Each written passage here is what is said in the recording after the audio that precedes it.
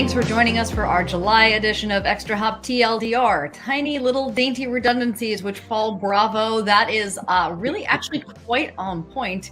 Another great way to say too long didn't read. In any case, you know what this is. It's a quick refresh of what you may have missed in cybersecurity. I'm Rachel Peppel. Hello, everyone. I'm Paul Diddy. And I'm Justin Carter, and each month we're going to recap some interesting stories from ExtraHop and other cybersecurity industry leaders so that you don't have to. Everything we talk about today will be available on our blog, and we'll include a link at the end of the broadcast. Let's begin with the next big event, Black Hat USA in Las Vegas. That's right. Black Hat is right around the corner, and we have some really cool events in store for you. Stop by booth. It's 1540, right, guys? 1540? To check out a demo and enter to win a set of Sonos speakers. I have them in my house. I absolutely love them. Mm-hmm. And Edward Wu, our senior principal data scientist, will be hosting a speaking session on evaluating AI and machine learning on August 10th.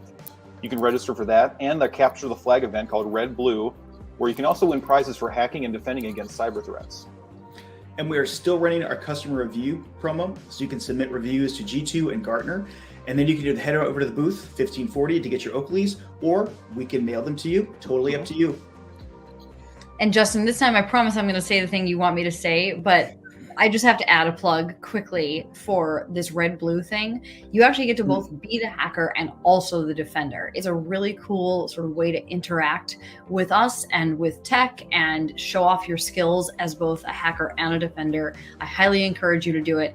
But in any case, definitely check out the link on your screen for more information about all of this, or just show up and say hi to Justin.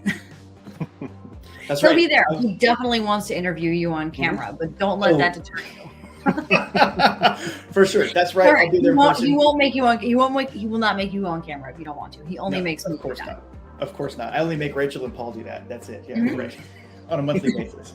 So that's right. You can come by and see me in person, Las Vegas in the Mandalay Bay Convention Center, and like Rachel said, booth 1540. Yep. And all right, let's move on to our next new research on the website.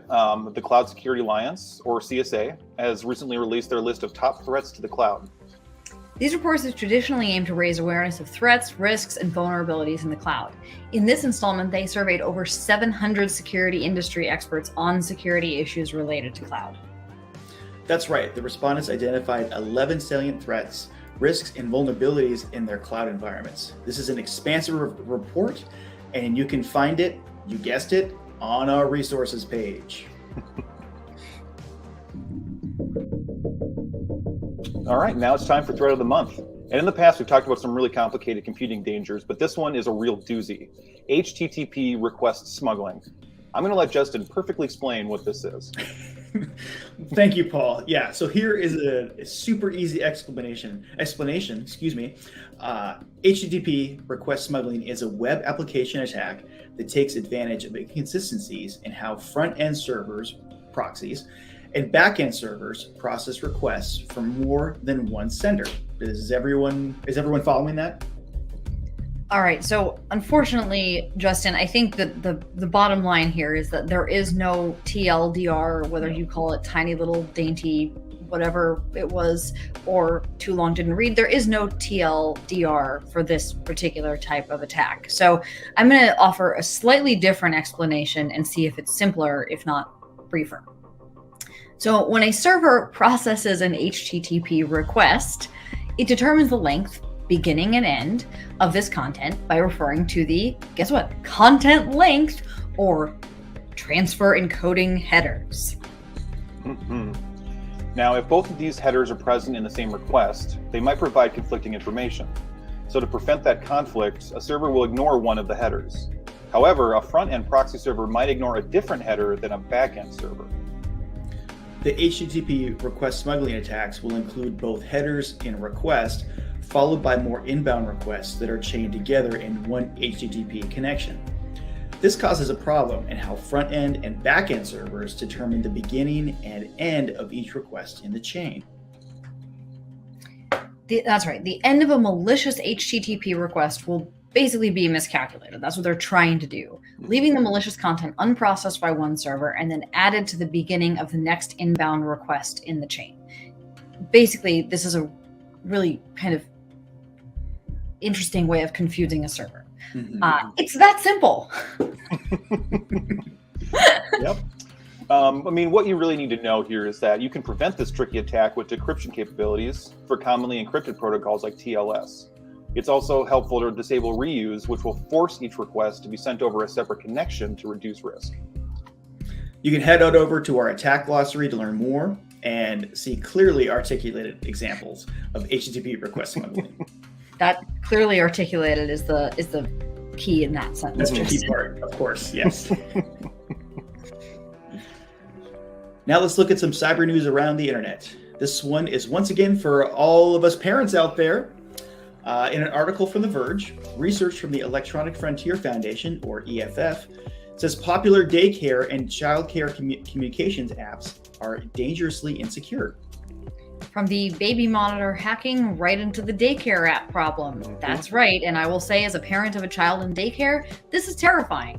The research found that popular apps like Brightwheel, Hi Mama, and Tadpoles lacked two-factor authentication, or 2FA, meaning that any malicious actor who was able to obtain a user's password could log into that app remotely. Do you know what those apps allow you to do? They allow you to check your child out of daycare. Also to see pictures of your child. Also to look at information about your child's health.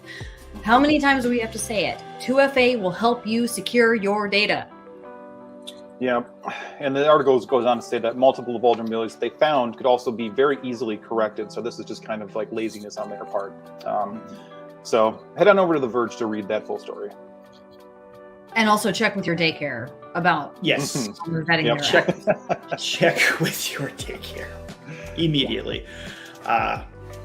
Okay, and finally, Dark Reading has reported a new study that says 97% of open source vulnerabilities linked to software supply chain risks are not attackable.